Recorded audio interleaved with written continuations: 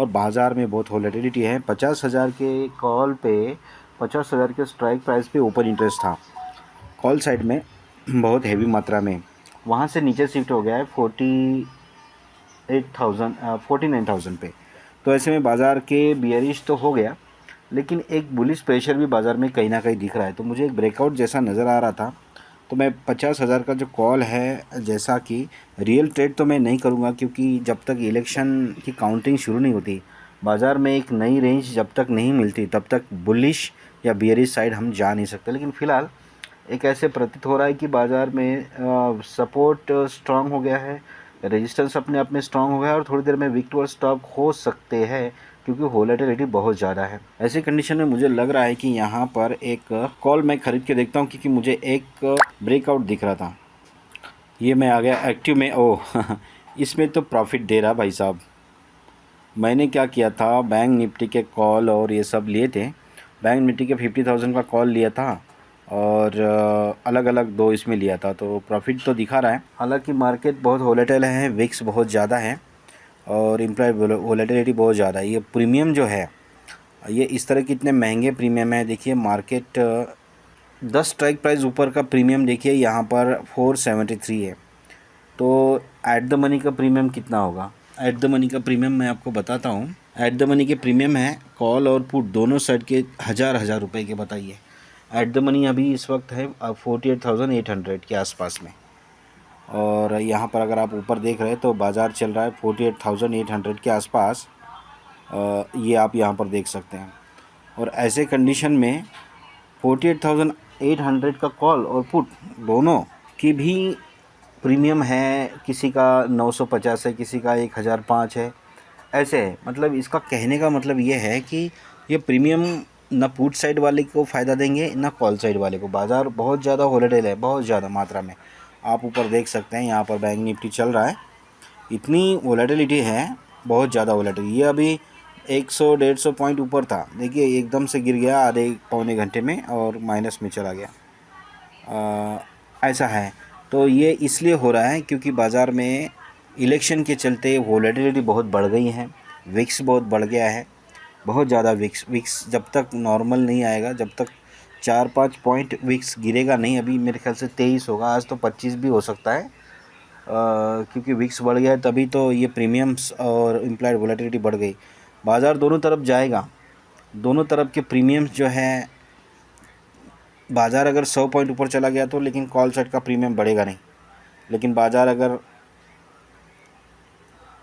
वापस से 100 पॉइंट नीचे आ गया तो पुट का प्रीमियम बढ़ेगा नहीं, कम बढ़ेगा। तो ये रहता है बाज़ार में ना, तो इस तरह से ये रहता है। देखिए ये वोलेटिलिटी बहुत ज़्यादा बढ़, देखो अभी यहाँ पर मुझे 10,000 का प्रॉफिट दिखा रहा है ना।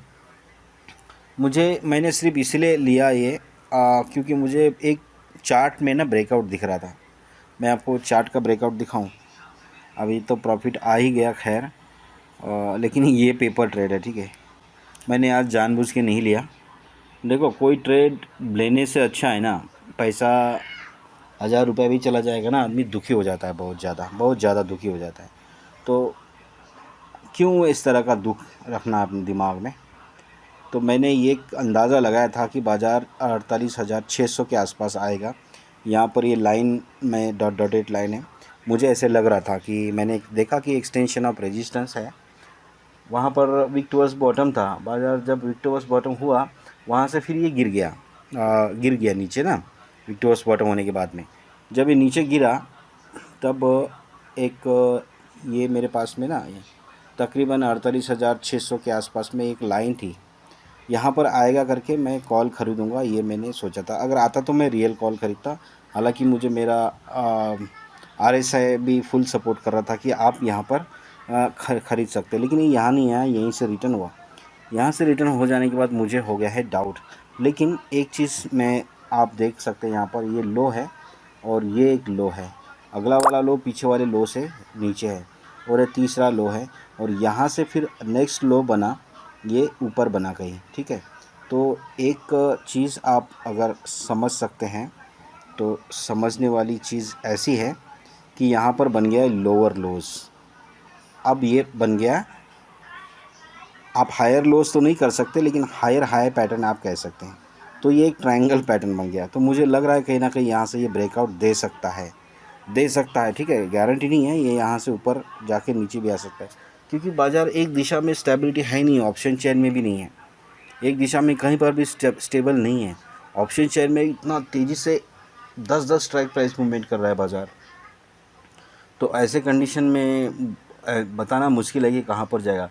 कहीं पर भी एक स्टेबिलिटी हो ना, परसेंटेज कहीं किसी भी एक जगह का इंक्रीज़ हो या डिक्रीज़ हो, ऐसा नहीं हो रहा है। परसेंटेज 100% विक्टोरियस बॉटम होके 100% जा रहा है और तुरंत जाके वो 75% विक्टोरियस टॉप हो रहा है। तो क्या बता सकते हैं बाज़ार में, है ना। तो इसलिए इसके चलते वोलेटिलिटी बहुत ज़्यादा है, इसलिए मैं रियल ट्रेड लिया नहीं। हालांकि ये मेरे पैटर्न के ऊपर देखा था मैंने कि यहाँ पर ब्रेकआउट हो सकता है, इसीलिए मैंने ये ट्रेड लिया और इस ट्रेड में बहुत ज़्यादा प्रॉफिट हो गया है ना, बहुत ज़्यादा प्रॉफिट हो गया है। उसी का ब्रेकआउट जो है ना, वो पैटर्न का जो ब्रेकआउट था उसी के चलते ये हुआ है। मतलब ये मुझे लग रहा था कि यहाँ से जाएगा ऊपर। अभी तो विक्टोरियस स्टॉप भी हो गया है, सपोर्ट विक्टोरियस स्टॉप हो गया है, तो ये और भी जा सकता है क्या। अभी बाज़ार में आधा घंटा और है, लेकिन क्या है कि ये जा भी सकता है, नहीं भी जा सकता है। आज का ना मुझे होच-पोच करके रखा है लास्ट टाइम में मार्केट में। अगर यही चीज़ कन्फर्मेशन के साथ रहती ना, मतलब विक्टोरियस बॉटम हो तो कंफर्म हो, विक्टोरियस टॉप हो तो कंफर्म हो, तो उसमें ट्रेड लेने में मज़ा भी आ सकता था। लेकिन ऐसे कंडीशन में नहीं। अभी आपको दिख रहा है ये 14,000 रुपये का प्रॉफिट, थोड़ी देर में क्या पता ये ज़ीरो भी हो सकता है। हाँ, लेकिन ये एक चीज़ आप ध्यान रखिएगा, ये मेरा पेपर ट्रेड है और आज मैंने रियल ट्रेड नहीं लिया, इसीलिए क्योंकि मैंने ये सोचा कि अगर बच गए तो बचे रहेंगे अगले दिन खेलने के लिए पैसे, अगर नहीं बचे तो फिर इलेक्शन के बाद जो भी इवेंट्स हमको मिलने वाले हैं, आइदर बियरिश और बुलिश, दोनों में से एक मिलेंगे, लेकिन अच्छे मोमेंट्स मिलेंगे। तो वहाँ पर खेलने के लिए पैसा चाहिए ना फिर, है ना। एक्सपीरियंस भी ले रहे हैं, खेल भी रहे हैं, तो ये चीज़ें हैं भाई साहब। बस यही मुझे कहना था कि आज वोलेटिलिटी बहुत ज़्यादा है, एम्प्लॉयड वोलेटिलिटी बहुत ज़्यादा है, इंडिया विक्स बहुत ज़्यादा है, बाज़ार इतना ज़्यादा वोलेटाइल है, प्रीमियम बहुत महंगे हैं।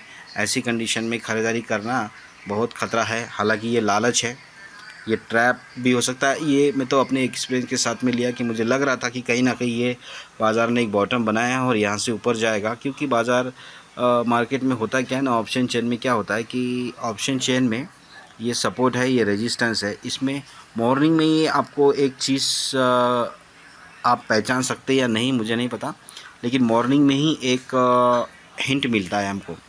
एक पर्टिकुलर स्ट्राइक प्राइस 48,500, ठीक है, यहाँ पर मैं ऐसे एग्जांपल ले रहा हूँ। 48,500 मॉर्निंग में ही फोकस हुआ था कि मार्केट, हालांकि 48,000 तक बाज़ार वीक था, है ना, बॉटम में अगर देखा जाए तो नीचे की तरफ, लेकिन 48,500 एक कहीं ना कहीं पॉइंट ऑफ अट्रैक्शन था।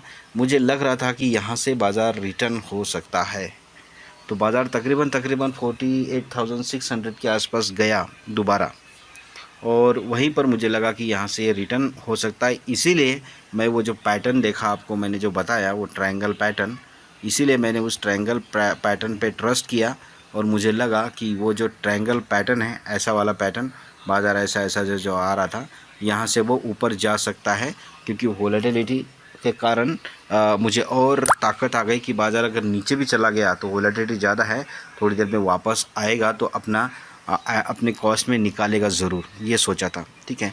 लेकिन मुझे डर था कि प्रीमियम बहुत महंगे हैं, बहुत ज़्यादा महंगे प्रीमियम है, ऐसे में ट्रेड लेना एक ख़तरा है, इसलिए मैंने पेपर ट्रेड लिया ताकि मेरी प्रैक्टिस हो जाए। अगर आपको लगता है कि कोई चीज़ आपके काम की मैंने इस वीडियो में बताई, तो मेरे चैनल को ज़रूर सब्सक्राइब करिएगा। मिलते हैं नेक्स्ट वीडियो में, तब तक के लिए हैप्पी ट्रेडिंग।